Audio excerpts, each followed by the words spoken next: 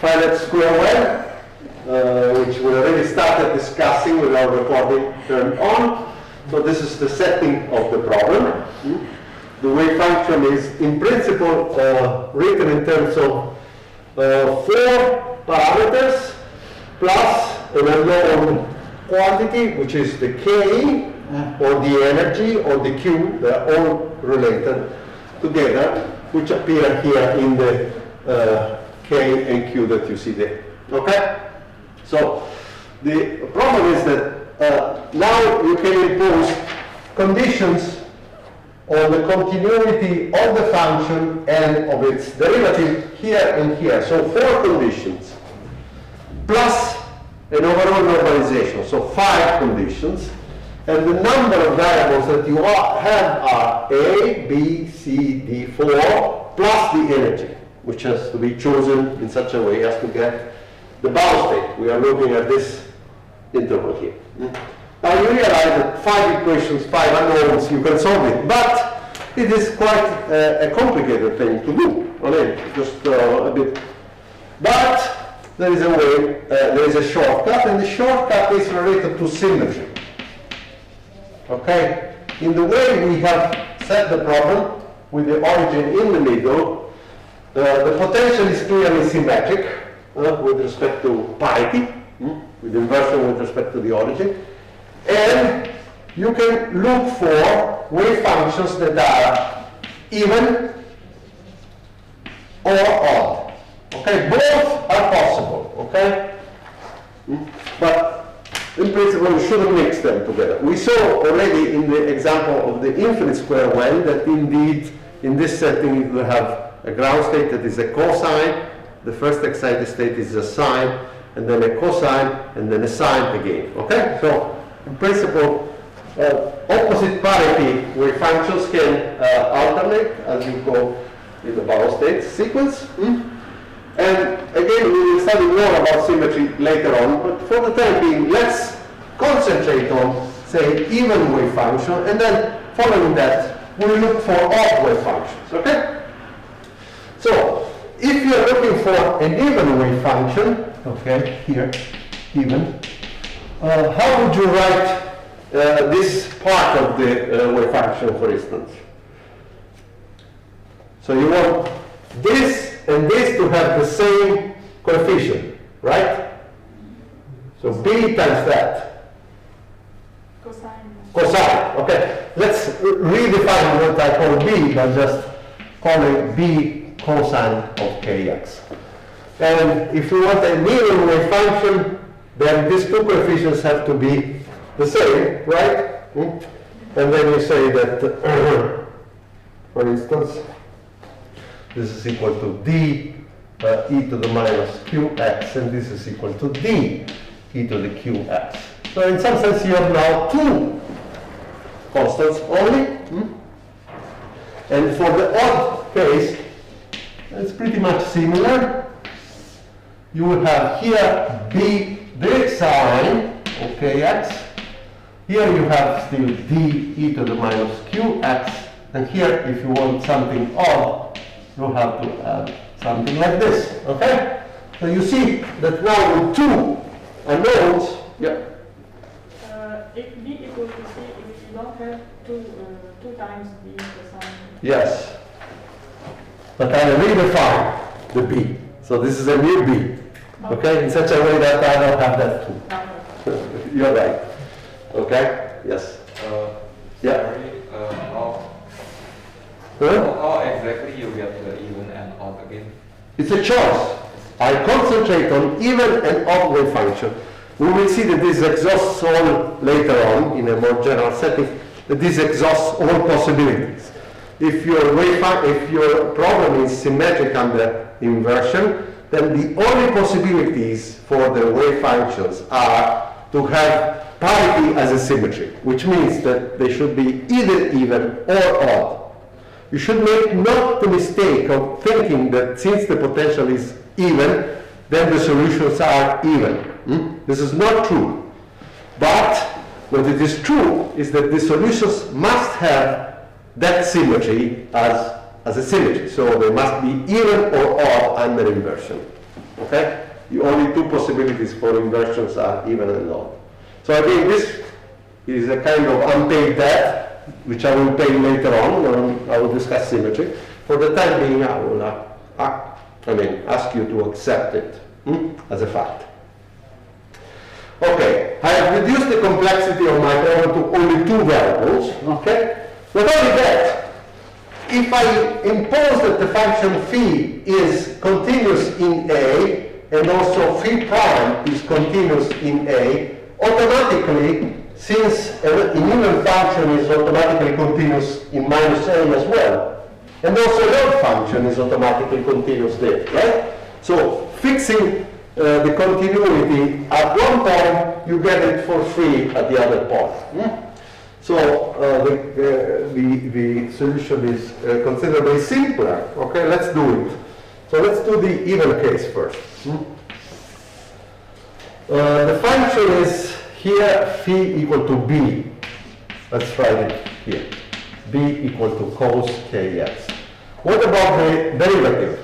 Phi prime of x is equal to minus b k times the sine of kx. Okay? Good. Let's impose the first condition is that the function at A is continuous. Okay? So this means that b times the cosine of k times A, which is the value of the function that you find in the internal part, should be equal to the function which is this evanescent wave. So d e to the minus q times A. Then the derivative. So I have minus b times k times the sine of ka should be equal to, what is the derivative of this? Is minus q times d e to the minus q a. Okay? So these are the two conditions that you should satisfy. Okay.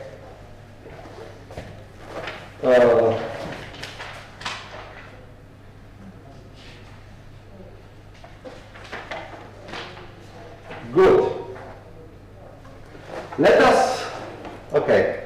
Let us take the ratio of this with respect to that. Okay? So you see that you get a minus here and the b cancels, and then you get minus k.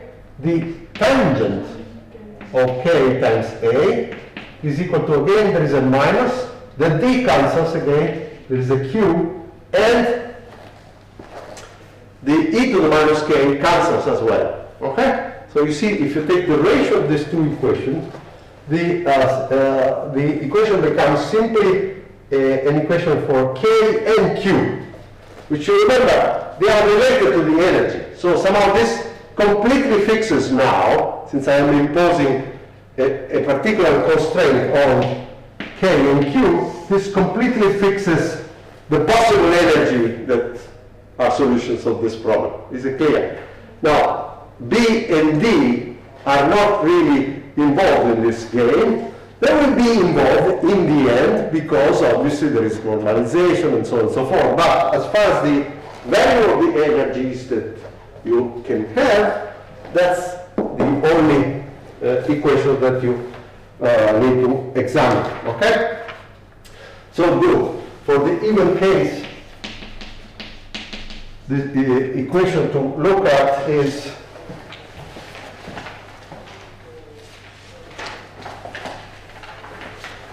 k, the tangent of k times a is equal to q over k.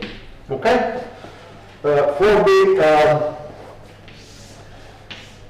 odd case, let's do it together. Odd case. Now, what changes is that this is no longer a cosine, but is a sine. Okay?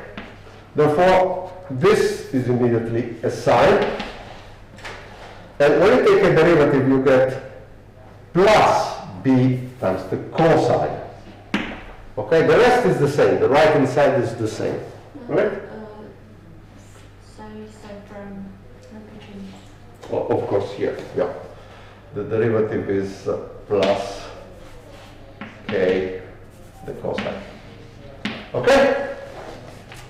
So this is the only change. Now take the ratio of this to that. What you obtain is k times the cotangent. So k times the cotangent of Ka with a plus equal to minus q. Right? Okay. So let me write it as minus the cotangent of Ka equal to q over k. They are very, very similar, except that you replace the tangent with minus the cotangent. Is it clear?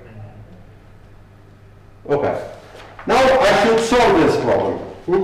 And I noticed that the crucial parameter appearing is q over k. K appears here, because remember that E is equal to this object here. And you can rewrite this in several ways. For instance, notice that if I write here h bar k is equal to square root of 2m times E. So if I take the ratio of these two things, the 2m actually goes away, and I can write it as V0 minus the energy divided by the energy. That's one way, but this, I can also rewrite it in the following way. You see that this is a minus 1, so I can rewrite as 2m. Let me write it and then I comment on the y. H bar square, k square, a square, minus 1. Okay? The minus 1 is obvious. Let me just take away first this. You realize that this is V0 divided by E, right? Okay. Let me just put a square here and here in such a way that I make this k times a. K times a is nice because it's dimensionless, it's a number. K, remember, is 1 over length. K times a is a very natural value. So you realize that this must be a number. This must be a number, like 1, right? So this is a number, which means that this is also a number. And indeed, you notice, is V0, you can write it as V0 divided by h bar square over twice the mass a squared. Can you interpret this? This is the kinetic energy somehow associated to confining a particle in a certain length A. Grossly speaking, not precisely, but as an order of magnitude. So you take the ratio of the V0 divided by the potential. Yes? Questions?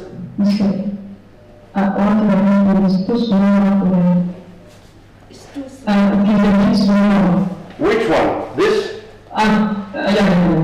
Okay. Okay.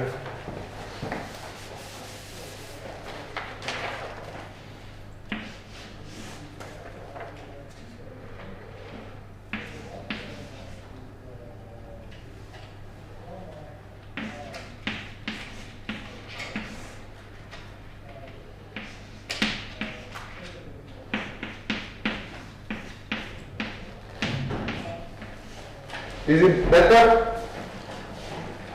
In any case, it's in the notes, so don't worry for the exact details. You will find it in the notes correctly, I think. Good. So, this object here, as I told you, is a number, okay? Let me rewrite it now in the way you see it appearing there. Is 2m V0 a squared, or a V0 divided by h bar squared. Okay? This pure number, let me call it gamma squared. Okay? In this way, you can also rewrite this as the square root of gamma squared minus ka squared divided by ka squared. Okay? It's up to you how you write this q over k. This is a nice expression. Okay? Why? Well, the reason is this figure, which I want to now to screen share with you, maybe, if I can, or maybe I can try to reproduce it here. Okay, let me try to reproduce it. Okay. Then you will find a better version in the notes. Okay, on page 39, figure 2.5. Okay, so the idea is the following. You have to plot, okay? There is no way, by the way, of solving this analytically. For a very simple reason.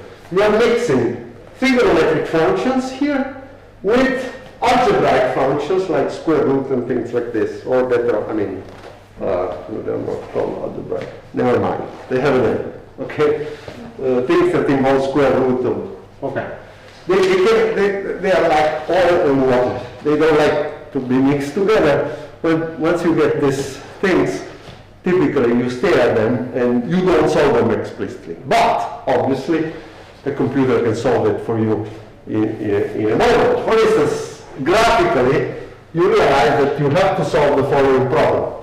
Okay, so this is k times a. As I told you, is a very natural dimensionless constant. Plot tangent of Ka. Now, you know that the tangent, okay, is asymptotes at pi over 2. I'm drawing it small, a bit small, because, okay, then I have, say here, 3 pi over 2. And so on and so forth. I have the negative parts. The tangent is something like this. Okay? The slope is 1 here, and then it diverges at pi over 2 and at minus pi over 2. And then this object is a vertical asymptote. The tangent is 0 also in pi, and then it diverges at pi over 3 pi over 2. Okay? And so on and so forth. As you know, it's periodic with period pi. Okay? Good. So you can go on. I don't do it, but you realize. Let's look at this. So I have to take the value square, the tangent, which is this line here, is equal to q over k. But q over k is this function. Okay? So let's try to plot it. When k goes to 0, so when k goes to 0, this is the 0, the function diverges, right? Like 1 over ka. You realize that this goes to 0, therefore this is the leading thing. So when k goes to 0, this function will do something like this, okay? When k times a goes to gamma, the function goes to 0, like a square root. Okay? So depending on the value of this parameter gamma, or better, this parameter gamma, okay, you will have something that ends at gamma. Suppose that gamma is very, very small, okay, so V0 is too small, this gamma is less than pi over 2, then the figure that you would have is something like this. Okay? So I'm doing here the case gamma less than pi over 2. Is it clear? Good. So, what is the solution of that equation when gamma is less than pi over 2? This point. Yep. Can you repeat the case of Ka equal to gamma? Can you? No, I'm trying to plot this function here, which is q over k, okay? This function here. And I plot it versus k times a, which is the variable here, okay? So for k times a going to 0, I know that this function is diverging. when k times a is equal to gamma, the function goes to 0. Okay? Well, gamma minus gamma squared minus ka. Well, but that doesn't matter because that's gamma. This is 0, okay? So 0 divided by gamma squared is still 0. There's no way you can, okay? So there it is. This is the function. You can plot it. By the way, it's plotted in this. Okay, and you realize that there is one solution. There should be always one solution. You cannot go from plus infinity to 0 without crossing this thing, okay? It's guaranteed that you should cross this. But maybe there is only one solution, okay? Let's do another case. Suppose that gamma is slightly bigger than pi over 2, but is less than, say, 3 pi over 2. So let me just do the other case. I want to erase some of the stuff. We have already done it. Okay? Suppose that gamma is now less than 3 pi over 2, but greater than pi over 2. What would be the plot that you would have to draw? Something like this.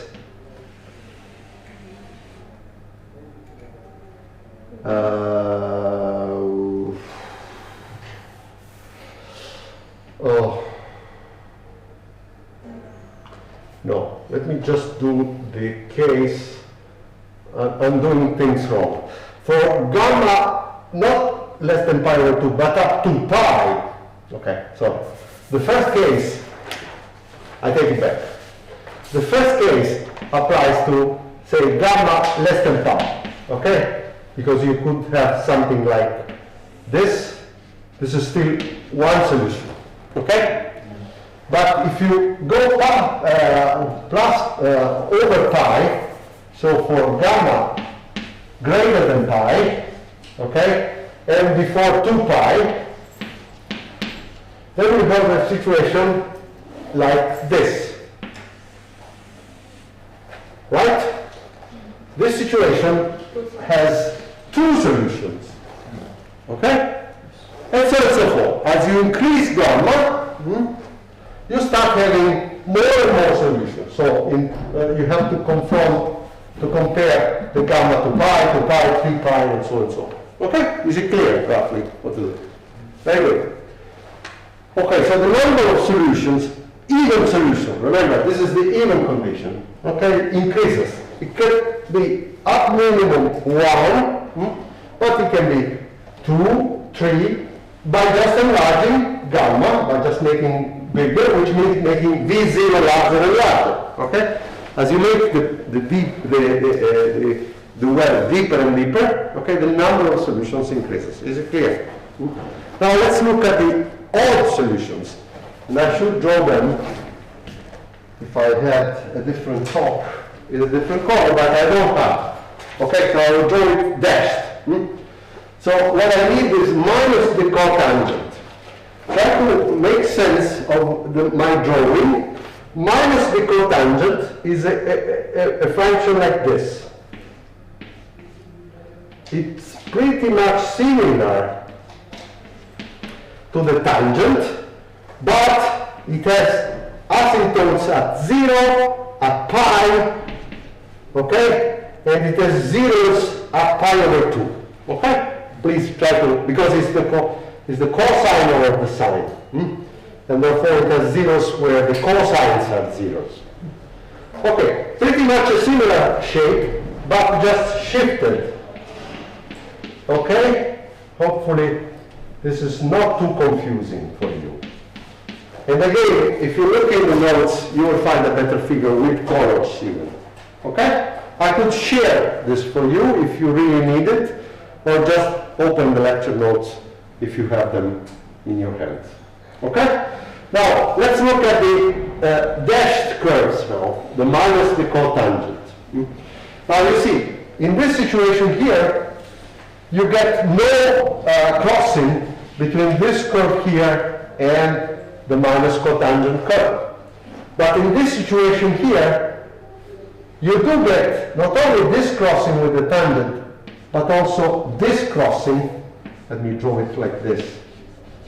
Let me draw by stars. A crossing with the minus cotangent. So this is a situation where you would have one even and one odd solution. Let's look at this situation here.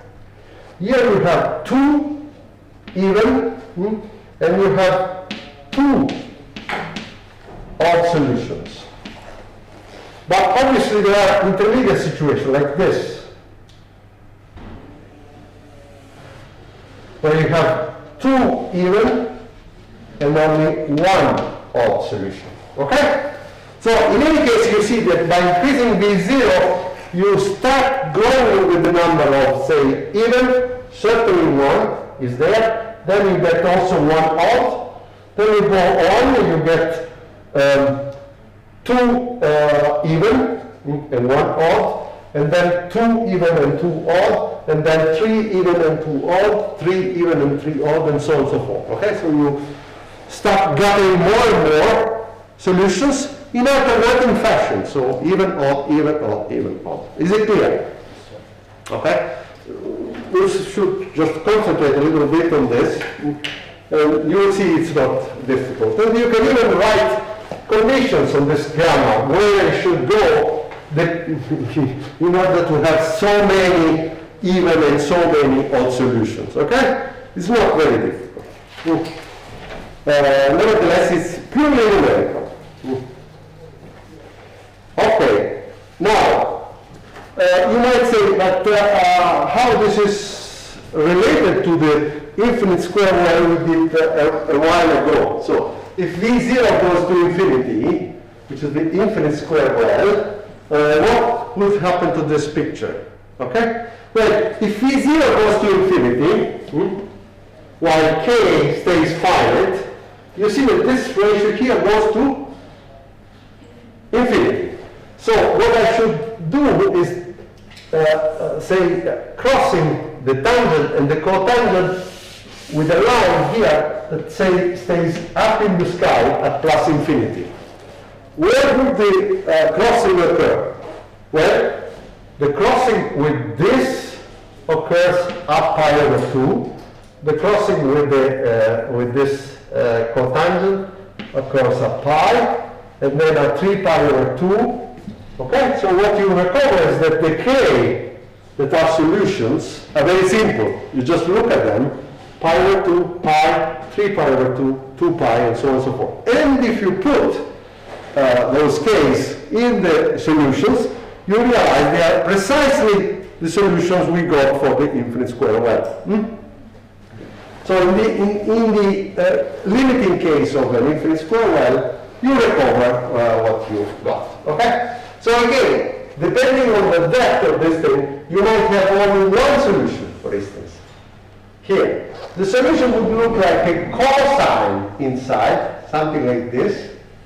But then, if you just solve it, and you then determine corresponding with the ratio of b over d, remember, here there was a b, the cosine of kx, and here there was a d, e to the minus qx. Okay, once you have the k and q, you can determine b over d, so the ratio of these two things, so that, yeah.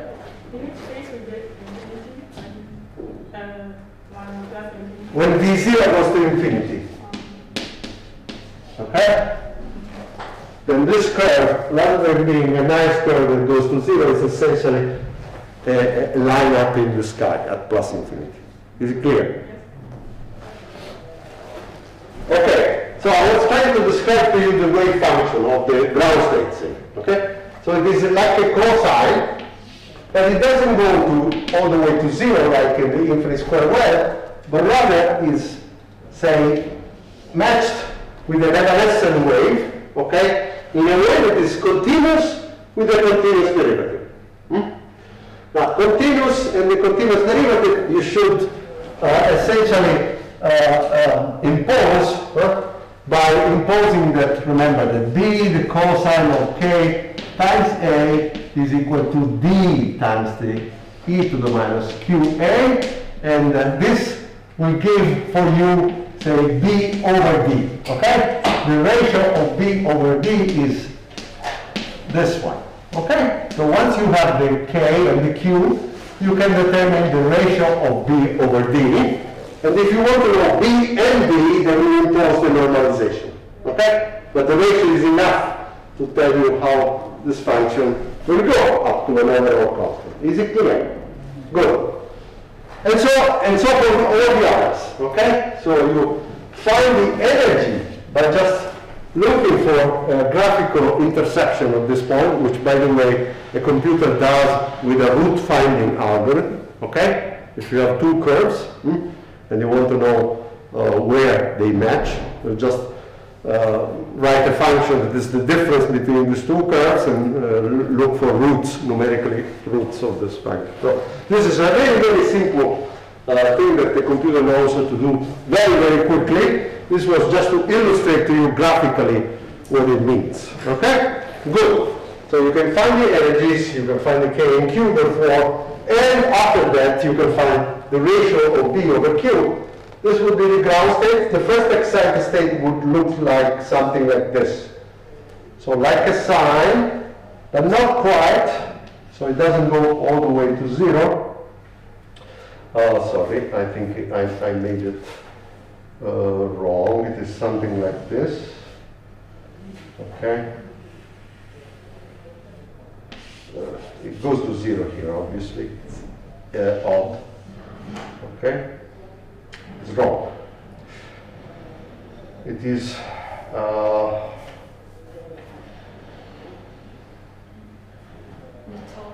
no.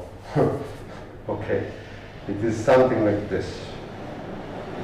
Okay. Okay. Something like this. Okay, so again, it is matched with an evanescent wave. Okay, you find some of this wave function plotted in figure, somewhere, in a figure in the lecture notes, figure 2.6, okay? For those who are here, I can show the typical figures, okay? So you see the ground state, which has no zeros. The first excited state is odd, it has a 0 there. The second excited state is even, and with an increased number of zeros. See, there are 2 zeros. And then the third excited state is odd, and it has 3 zeros. And so on. Okay? This is, generally speaking, a numerical work that one has to do. Is it clear? Okay? So, for plots, look at figure 2.6 in the lecture notes. Good. Now, is there questions so far? Okay. Yeah. How did we choose the sign 1, 2, 3, 4? What? How to choose this function? Lottery. How you choose this or this? Yeah. You don't choose. Okay? They are all there, okay, for you. You want to know what the ground state is? Okay? Then do the following. Look for the first solution, E. Okay? Get correspondingly what K is and what Q is. Okay? So you determine fully the energy and therefore K and Q. Then determine the ratio of B over D. Okay? According to this equation. Okay? And then plot this function. Inside, you plot B times the cosine Kx, which is this function here. And outside, you plot D times e to the minus Kx, which is this. Okay? Then you have your function. You don't choose. You decide that you want the ground state, that's the thing. But you might want the first excited state. Then, go to this. Okay? The first odd state. Determine K and Q. Again, determine the ratio of, not this, sorry, now you have to look for the odd solutions, okay? So remember that here there was a sign. So determine the ratio of B over T, then you plot the sine, which is this, okay, up to there, okay, and then the evanescent wave, there, the right, okay? So again, the question of choosing is not, it's your deliberate willing to look at the first excited state, the second, the third, whatever, okay? It implies a different type of calculation, but in the end is always plotting sines or cosines with increased oscillations inside, next with evanescent waves outside. So there is infinity of functions. There are an infinity of functions, yes. The spectrum of any Schrödinger problem implies an infinity of eigenvalues. Because remember that the eigenfunctions are a basis of the state, of the space. So you can express any space, any function, expanding it into. So it would be very strange if there were only 3 eigenvalues. Okay? You cannot write that this cannot be a basis, a complete basis. It's always an infinity in all practical cases. Then you might decide, okay, I truncate. Okay, this is very often the case in numerical calculation. People who do electronic structure calculation, they impose cutoffs. Okay, so plane waves that have energy larger than a certain cutoff are not considered at all. They would imply very, very oscillating functions. Then you say, I will not keep in my calculation. Okay, you can do that. Okay, you specify that you cut off your, because you not only want a discrete basis set, you also want a finite basis set to work with a computer sometimes. Okay, but this is a different story. Okay, so in principle there are an infinity of them. All right, other questions? So here there are 2 exercises that are proposed, both of transmission type of exercise, so calculating the scattering states, and in different forms. Some of them are more complicated, but I suggest that you try to do with Andrei Pavlov, okay? Some of these problems, so that you learn a bit the rules of the game. And in fact, if you have access to a computer, it would be nice that you do yourself this thing. Okay? Try to determine the solution, the way they look, for instance, the 50 excited state. Just decide something, okay? Look for solutions in a practical way by just studying this object here. No, this is 1, 2, 3, 4. This 4th excited state. Okay? Look for this, for instance. How would it look like? You have a picture in the thing, but try to reproduce it. This is a very simple thing, but you learn how to do things. Good. Now, before I switch to the harmonic oscillator, which is a very, very important case of an exactly solvable problem, let me just mention one other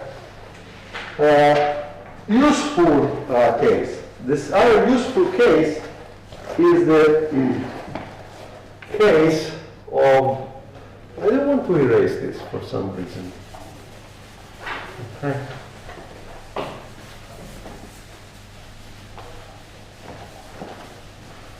I want to do the case of a delta function potential.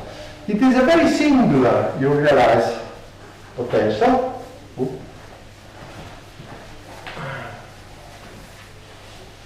So the potential looks like this.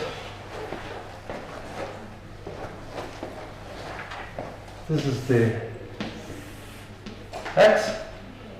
This is the origin. The potential is 0 everywhere, and it is equal to a minus infinity in the origin. So the v of x is equal to minus the delta of x with a coefficient that I will call v0. Notice, don't be fooled by the dimensions. This object here doesn't have the dimension of an energy. Do you remember why?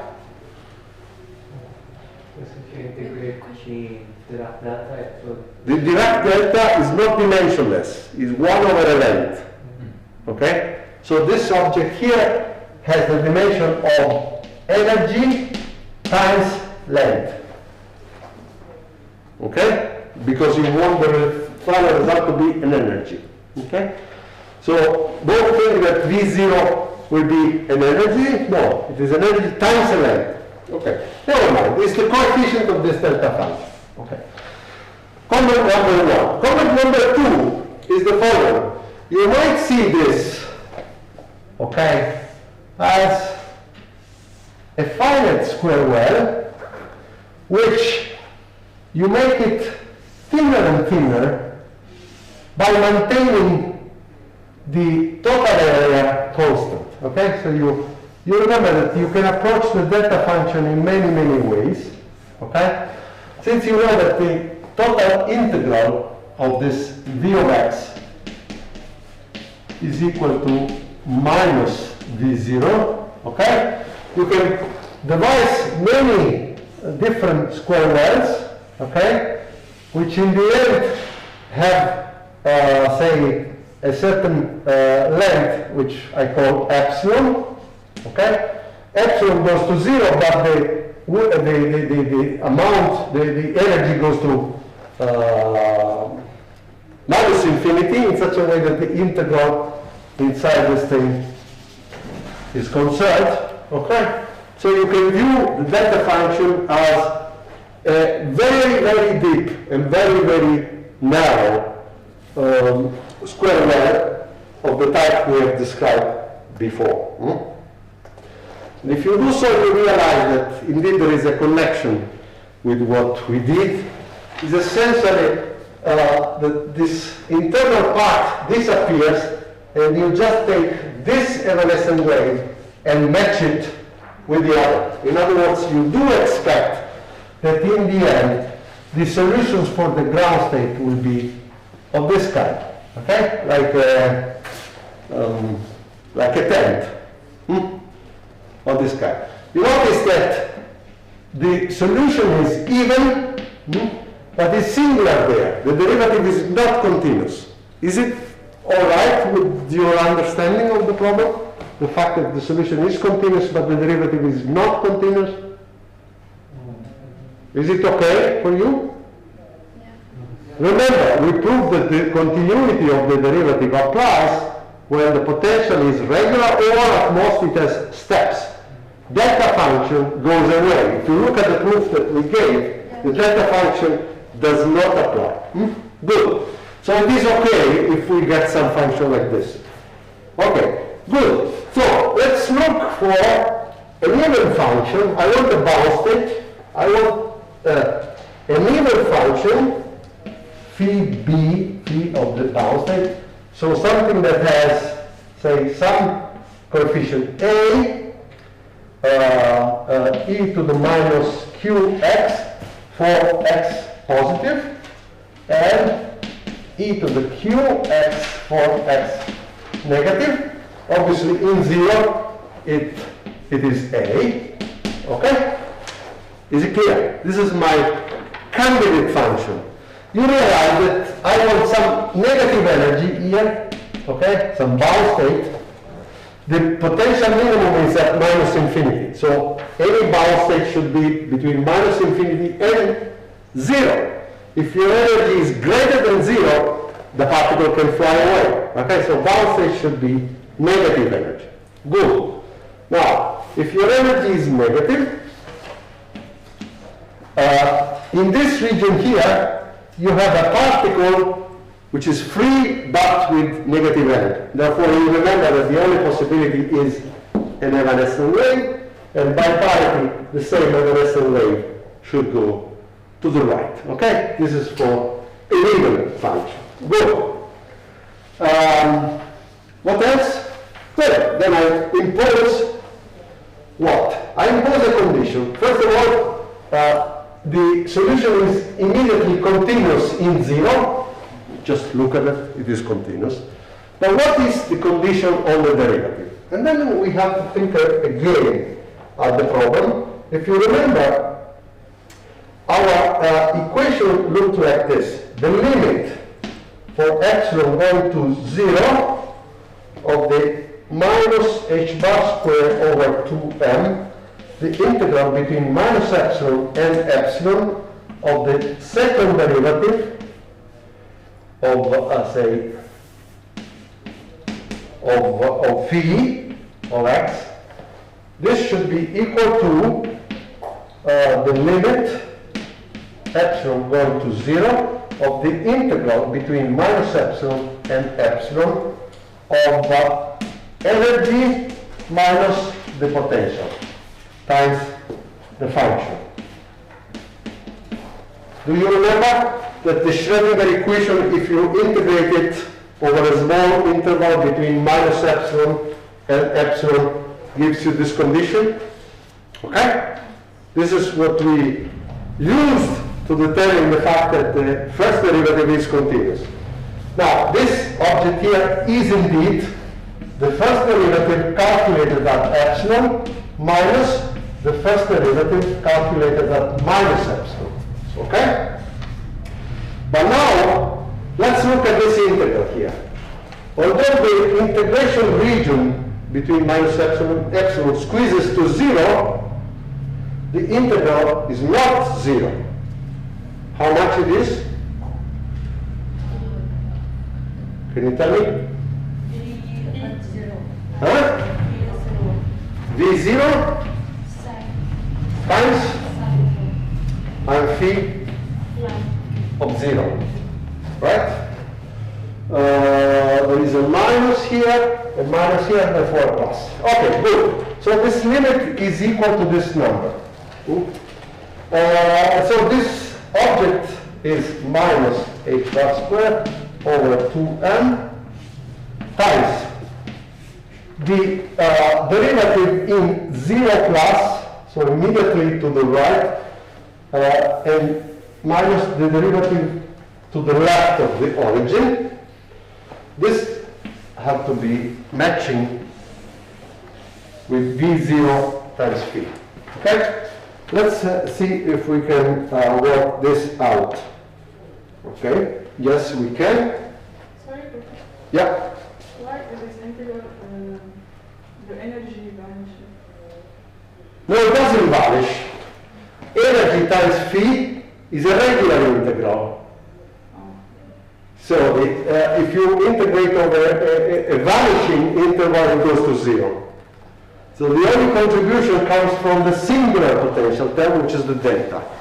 The other piece is not vanishing for epsilon different from 0, but when epsilon goes to 0, it goes to 0. Okay?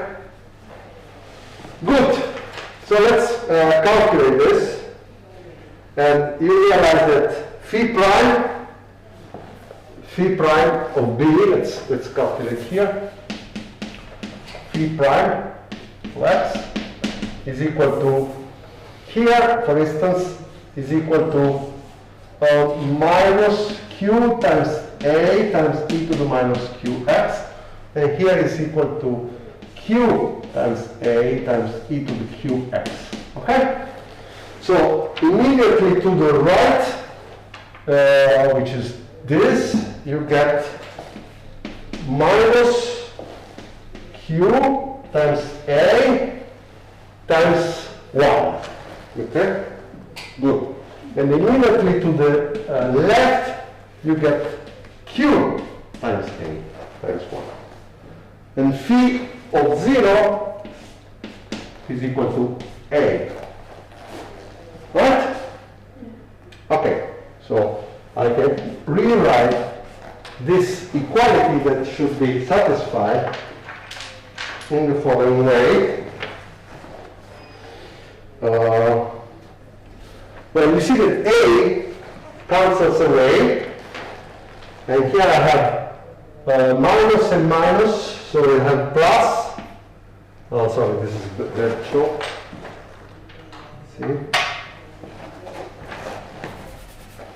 Is a plus h bar square over 2m. Here I get q, and here I get minus and minus and plus, so 2q. 2q equal to V0 times A, but A goes away. Okay? So there we have our equation, and the equation tells me that Q, okay, has to be equal to M V0 divided by H bar squared. Okay? So this is the solution for Q. Then you can find the energy.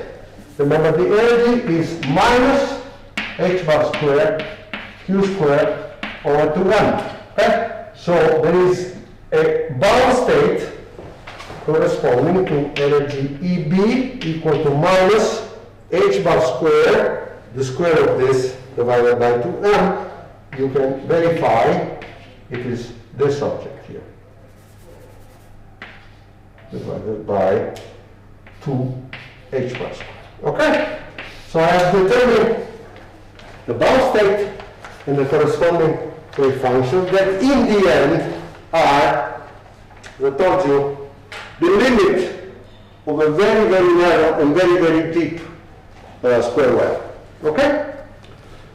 Is it clear? So try to practice a little bit with delta functions to get, because sometimes they are useful. For instance, you can solve rather easily arrangements of different delta functions by imposing appropriate conditions on the way the derivatives behave at the delta functions. Okay. Okay. So let's start with one of the very important examples of potentials that you can solve. In fact, in any dimension, which is In the energy E, we get Q equal to IQ to get minus 1. Now this is always true. Remember, if I want a solution in a certain region, limited region, I cannot have it everywhere. But if I want, say, in this positive region, a negative energy solution with zero potential, then the only possibility is to have e to the minus qx, okay, as a wave function, decaying. If you take the second derivative, so I want minus h bar squared over 2m, the second derivative of this, I get minus q from the first derivative, another minus q from the second derivative, e to the minus qx, okay? So you see that if I want this equal to the energy times e to the minus qx, you realize that this is q squared minus in front, okay? So remember, the trick of the positive energy is that here there is an I and an I. If I have e to the iq carry x, I get iq here, I get another iq, ik, sorry, and this is minus and compensates the minus in the standard kinetic energy. Okay? You get positive, right? If you don't have that I, the minus in front of the Laplacian remains a minus. And therefore, here it is. Okay? The reason for that minus sign is that the minus sign in front of the Laplacian is not compensated by the I in the wave function. Is it clear? Yes. Good. Okay, so I erase here. Is it not because you fix the bound state that you give the minus sign? Oh, yeah, everything is related, okay? This is a stupid mathematical reason, okay? And obviously it is a bound state because, for instance, since the potential is 0 here, okay, in order to have a bound state you must have energy less than the value at plus infinity. Suppose that I give you a potential like this, okay? Where are the bound states? well, above here, but below this point. Okay, so negative energy. Right? Now, in this case, the potential is simple, is 0 everywhere, minus infinity here, 0 there. What are the bound states? Negative energy, always. Cannot be here, because here we travel, right, to plus infinity. They are distorted a little bit by this, they can be reflected back, but they should travel everywhere. Okay? Good.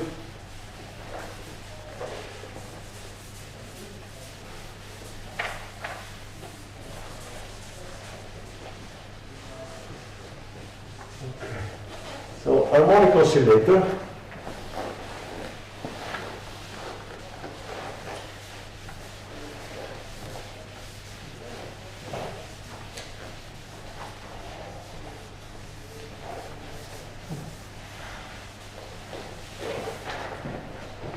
So, the first thing is,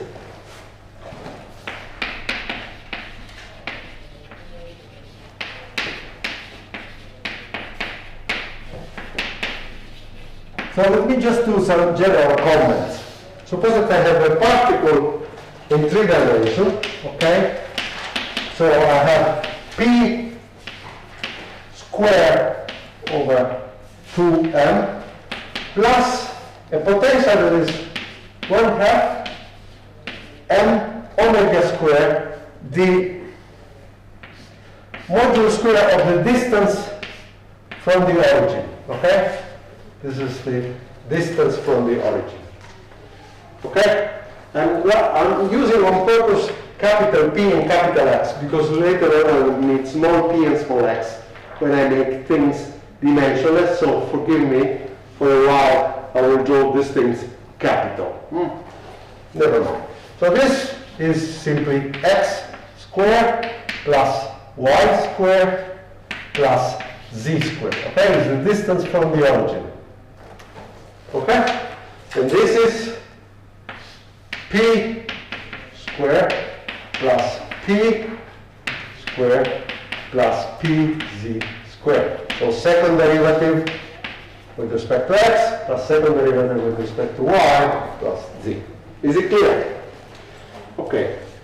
Now, first comment, the fact that omega squared is the same for these 3 terms is in some sense accidental.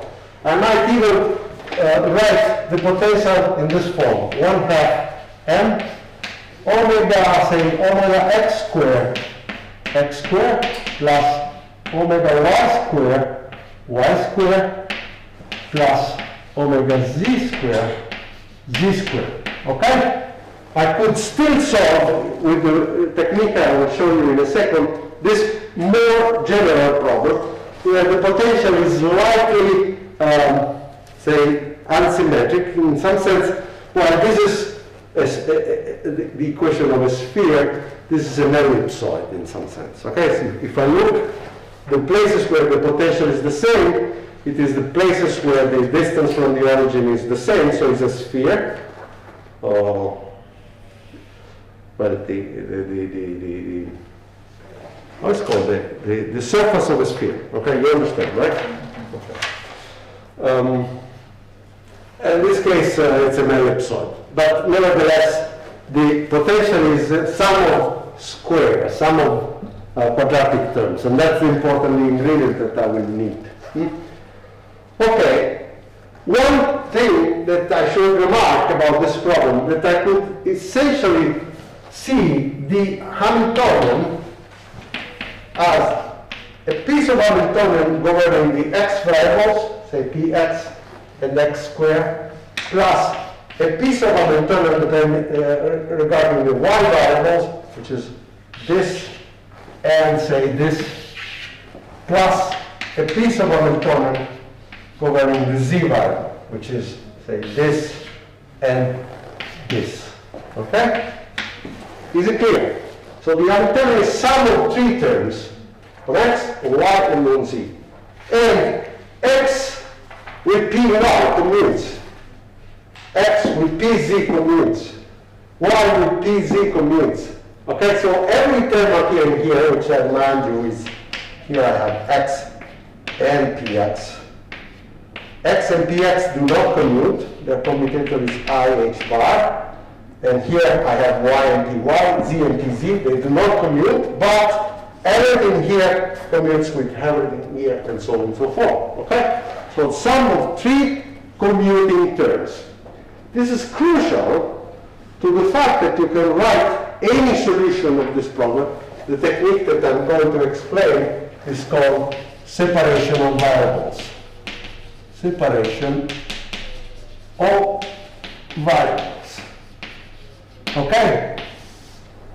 Whenever the Hamiltonian is sum of commuting terms over part of the variables, you can play the trick that I'm going to explain to you. The trick is the following. Suppose that I have solved a one-dimensional problem for the x, which is obviously totally analogous to the problem for the y or for the z. Okay? So I'm solving a one-dimensional problem, and for each of these three, I'm getting the solutions. Okay? So let me just draw it like this. So I want more space here. Okay? So this is hx plus hy plus hz. Suppose that I solve h. I for me would be x, y, or z. Okay? Any component. Times phi I means a wave function associated to x, y, or z. Okay? Just a label. Then n, this is the quantum number. We will see it's an integer, but in principle for me is not just a label associated with a different thing. Then here I will have just the coordinate. Could be x, y, or z. I do not want xr. Okay? So x is it clear? The notation hopefully is clear. Equal to En. Obviously I will attach again a label I here. This is the eigen value associated to I equal to x, y, or z. They could be different, right? Because I could select different y, different omegas in the three directions. Okay, so to be general, I just write it like this.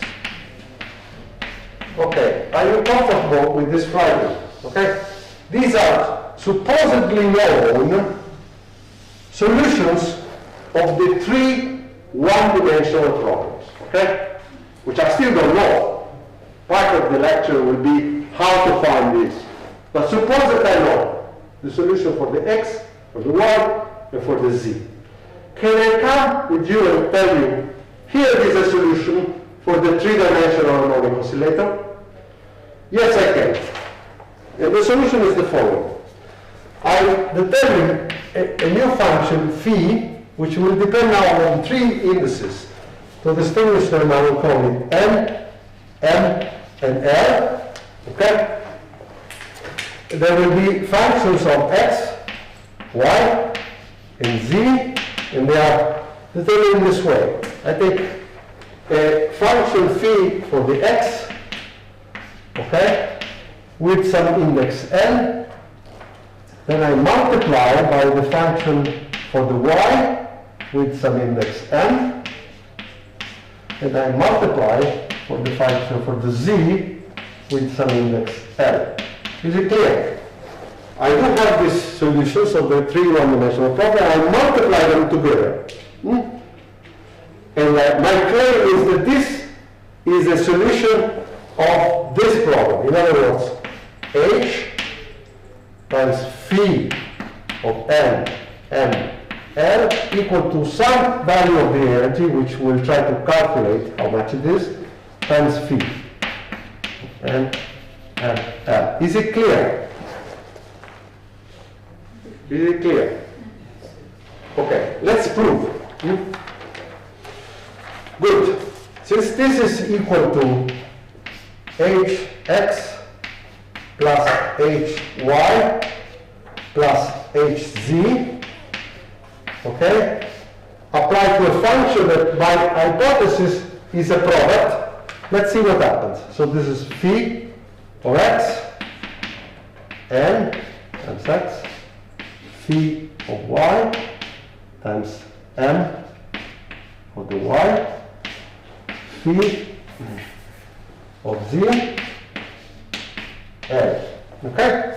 Let's look at the first term. The first term involves the x, right? So it acts on this function. Okay? You know what the effect is. We'll give you an eigenvalue En. Okay? So the result of this is En. More probably is the En associated to the solution of the x problem, right? Good. Multiplying the function, the same function, phi x and x, phi y. Sorry, it is almost the same thing, but I need to write it several times. Is it clear? The result of the first application is simply the same function just multiplied by En of x, the eigenvalue for the x problem. Let's look at the second. The second, in principle, has to apply to this, right? But now you see that in order to apply these operators to this, you have to jump over the x. Can you do that? Yes. Because x and y commute. So you can apply this operator directly on the second term of the product in the wave function by jumping over the x. Okay?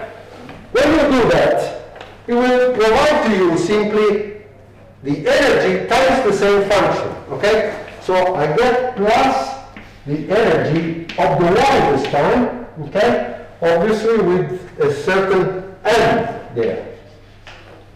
Okay? Is it too small, by the way? Here is n.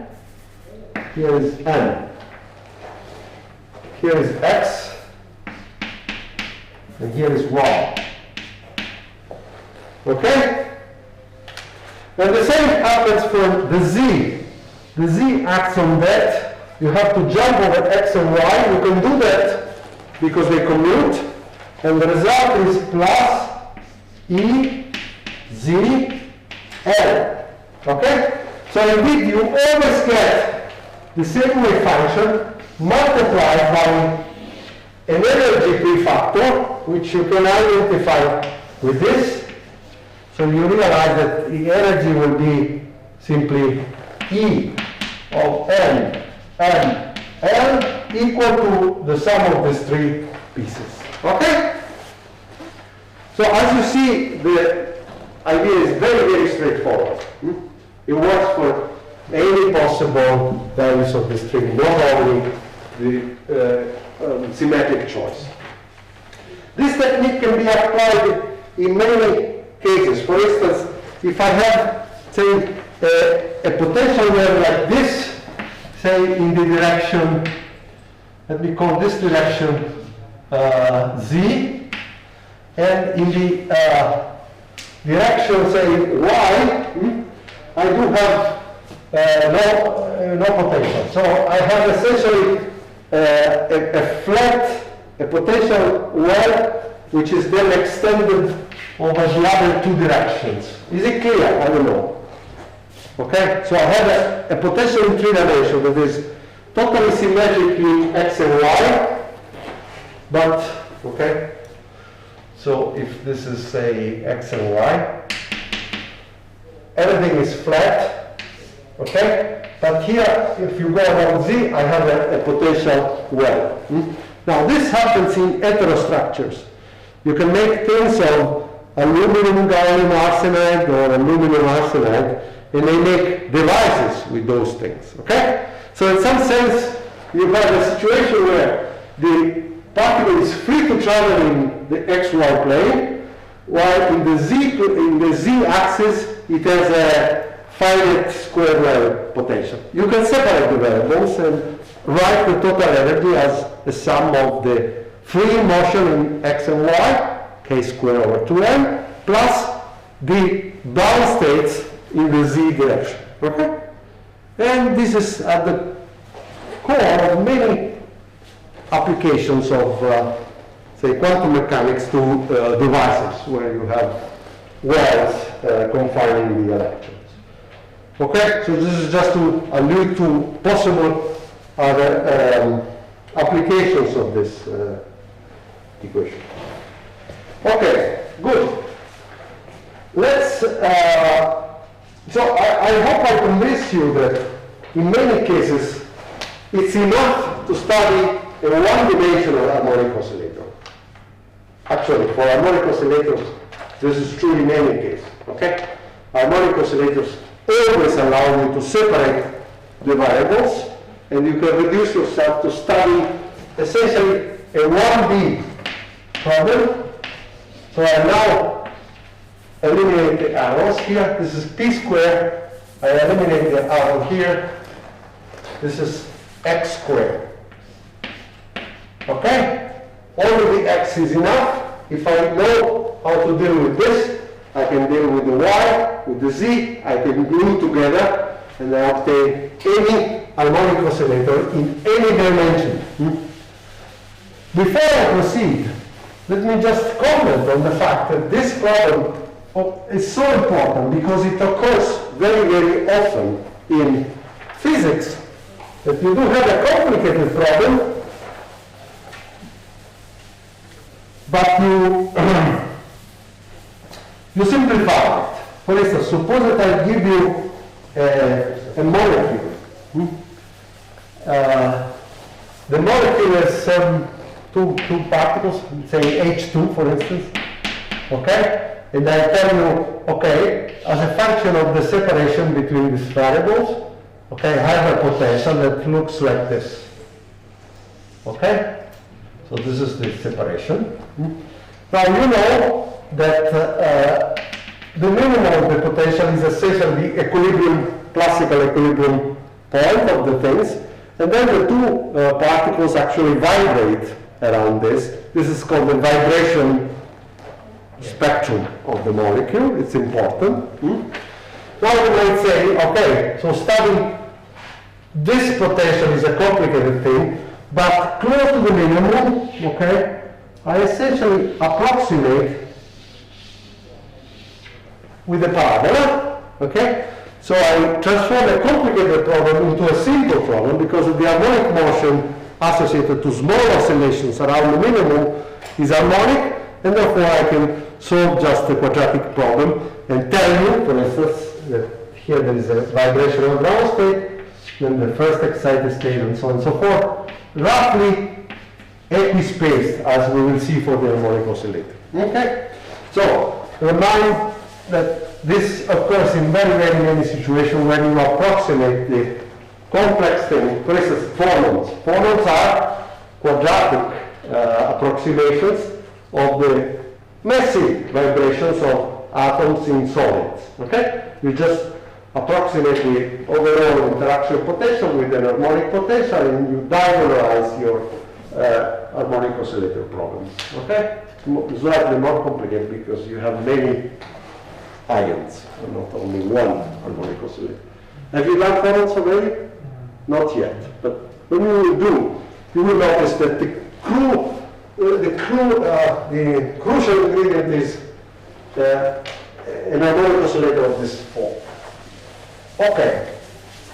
Now, before we stop today, let's comment on the fact that the problem you would need to solve is the following. This has minus h bar squared, the second derivative with respect to x over 2n plus 1/2 m omega squared x squared, some function of x equal to the energy function of x.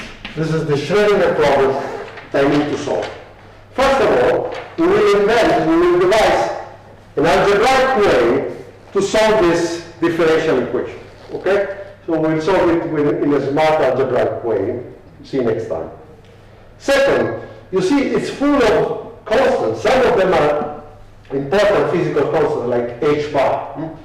Some are material dependent. The mass of the particle that is executing the motion. The frequency with which this particle would oscillate classically. Okay? All these parameters appear in your equation. So if I ask you, try to write a computer code to solve this problem, you wouldn't write in your code h bar equal to 3 10 to the minus 31 or so. Typically in books, you find putting h bar to 1, a mass to 1, okay, and so on. So your solution is this. And then you say, well, but h bar is not 1, okay? If I have to plug in numbers, I want to have h bar equal to h bar, not 1. How do you do that? What's the process that you do in doing this thing? This is slightly confusing when you are young. After a while, it becomes automatic almost, right? But let me just spend the remaining 5 minutes to explain this way of going to dimensionless variables. You can essentially always find smart variables that are dimensionless. And we do it like this. Okay. Suppose that I tell you, let's consider length L, okay? And let me consider a length such that the potential energy associated to deforming the spring, remember this is a spring, it's an harmonic potential. Deforming the spring by a length L. What is the potential energy associated to it? 1/2 L omega square, L square. Equal to, there is another term in the field. You see? H bar over 2m second derivative. So if you look at it, it is essentially H bar over 2m L square for dimensional reasons. Now you might ask what it is. It is the kinetic energy for confining a particle in a region of length L. Okay?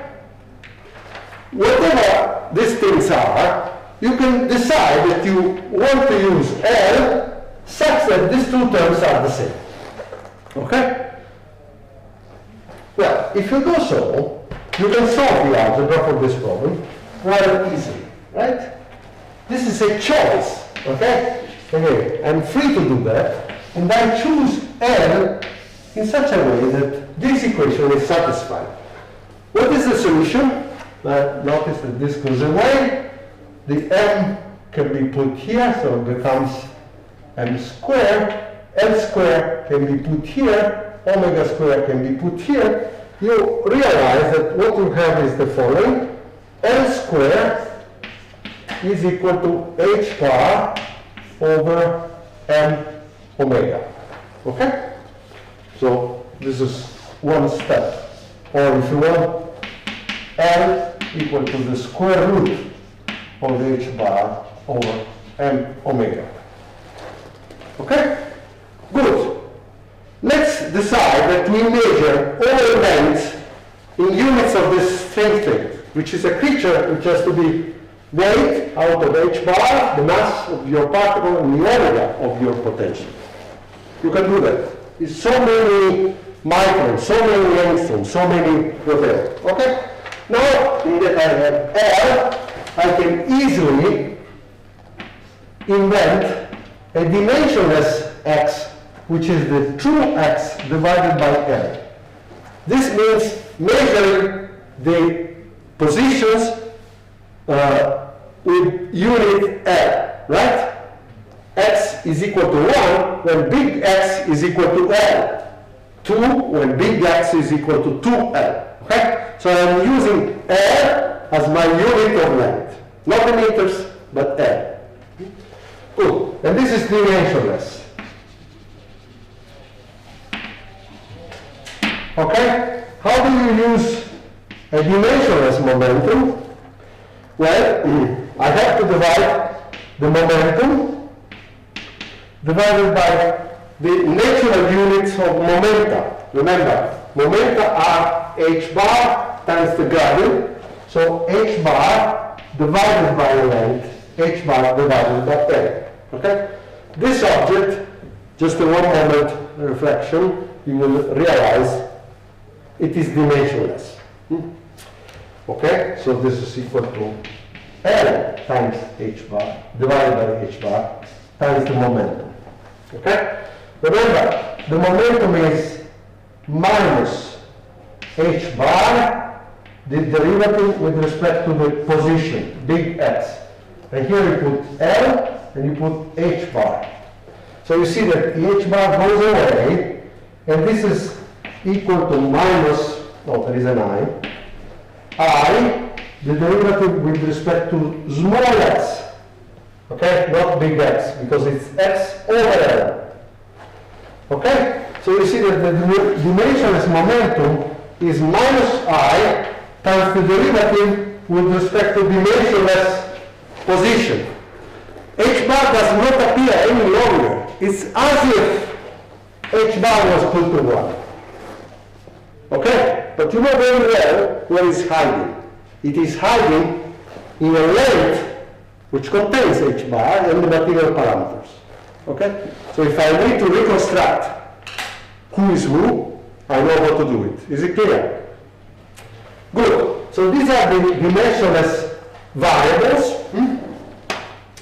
Okay, by the way, you notice that if I do the commutator of x and p dimensionless variable, the result is how much? I, not I h bar, it's I. Just try to see, I mean h bar is effectively 1. Okay, very well. Now let's look at the Hamiltonian. Okay? So the Hamiltonian is, as you see there.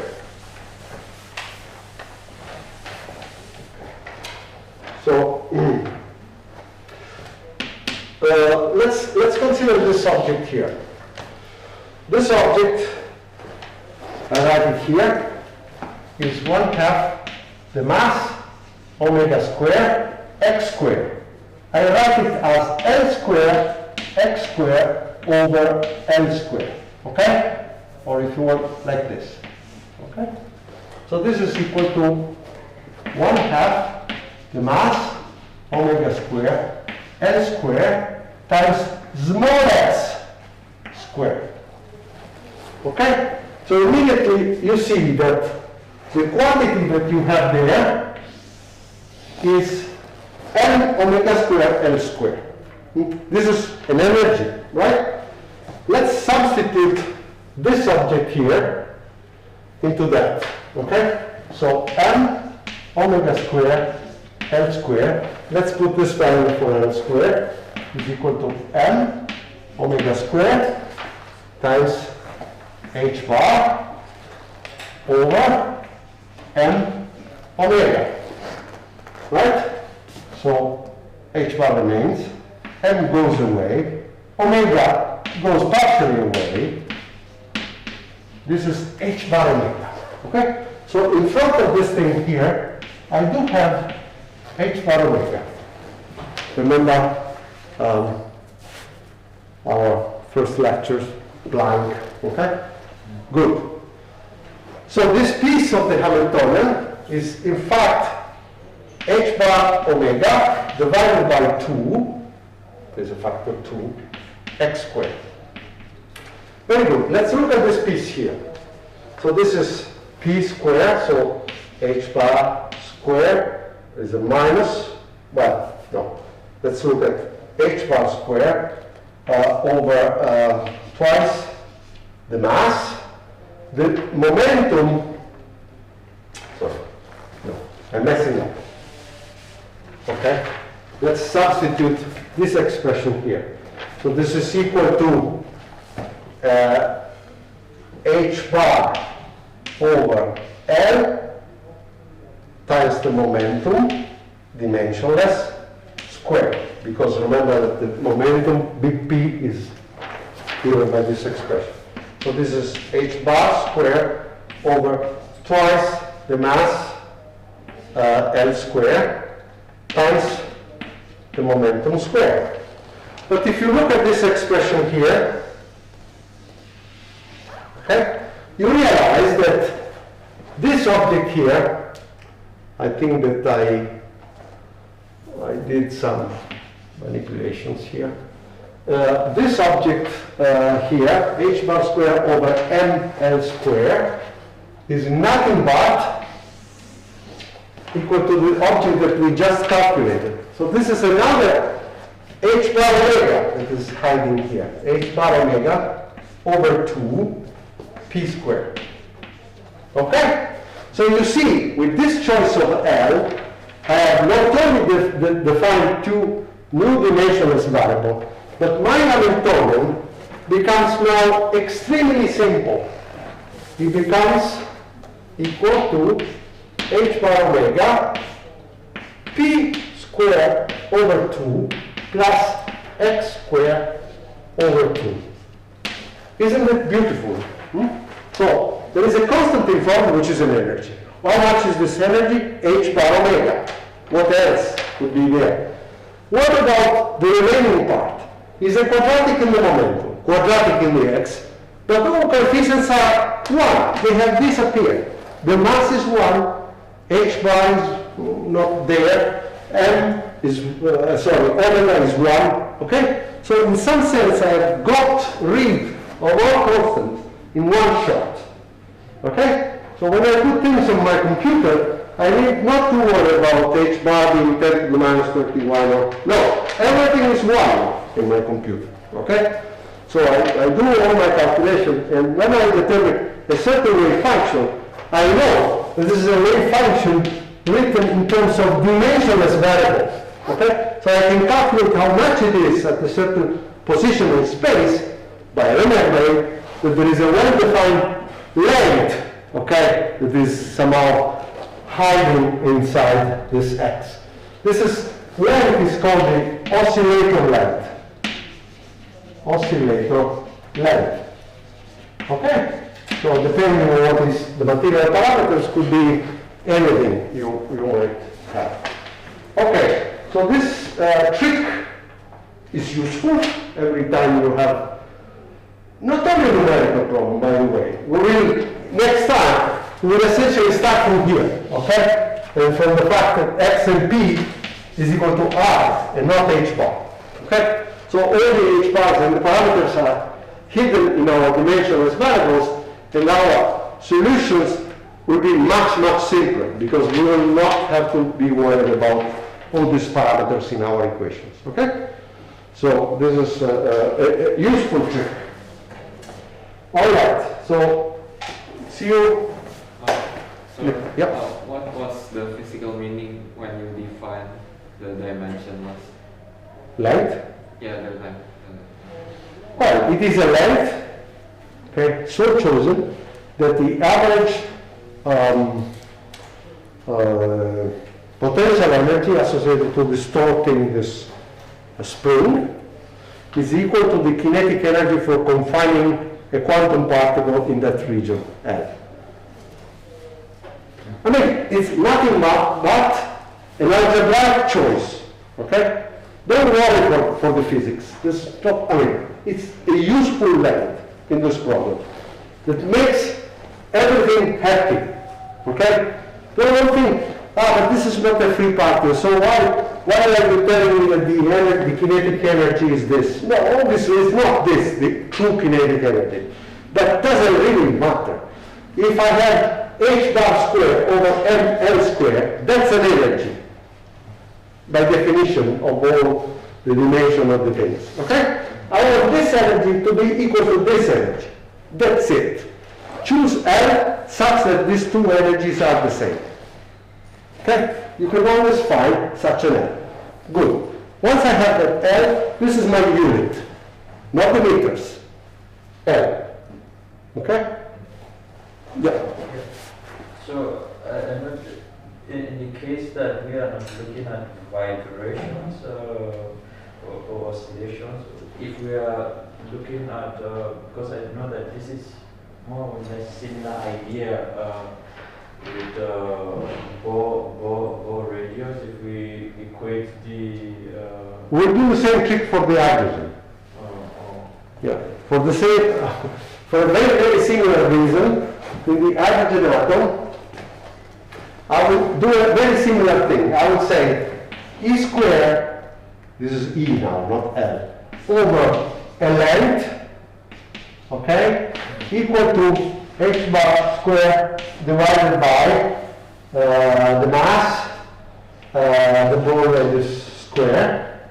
Let's find a length, which I will call Bohr radius, such that the Coulomb energy is equal to the kinetic energy. You find Bohr radius, and you will find precisely the correct formula for the Bohr radius. And by the way, if you don't remember by heart, this is a good way to catch it. Okay? It's h bar square over m e square. Okay? So yes, absolutely right. This is a dimension argument to get the Bohr radius right.